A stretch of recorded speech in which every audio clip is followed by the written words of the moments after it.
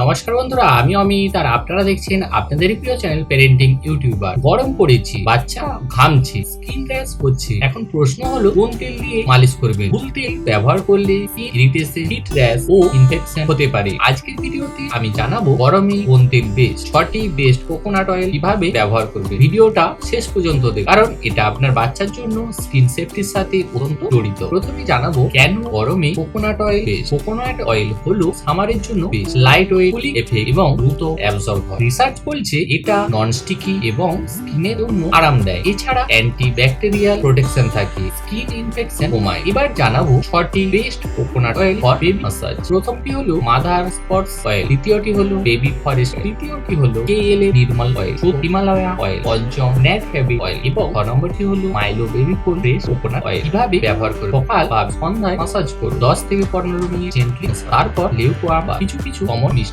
যেমন হলো বেশি তেল ব্যবহার, প্যাচ টেস্ট না করা। এবার একটি ছোট্ট গল্প বলি। একজন মা গরমে মাস্টার্ড অয়েল ব্যবহার করতে, বাচ্চার স্কিন র্যাশ হয়ে গেল। ডাক্তারবাবু বললেন লাইট অয়েল ইউজ করুন। তিনি কোকোনাট অয়েল শুরু করলেন, কয়েকদিনে স্কিন মনে রাখবে গরমে হেভি অয়েল নয়, লাইট প্লাস ন্যাচারাল অয়েলই বেস্ট। হলো সেফ এবং এফেক্টিভ। ভিডিওটি যদি আপনার ভালো লাগে তাহলে লাইক করুন, কমেন্ট করুন আপনি অয়েল ইউজ করেন, সাবস্ক্রাইব করুন প্যারেন্টিং চ্যানেলটিকে। এই ভিডিওটা যদি ভালো লাগে তাহলে শেয়ার করুন, কারণ সামার কেয়ার খুবই ইম্পর্টেন্ট।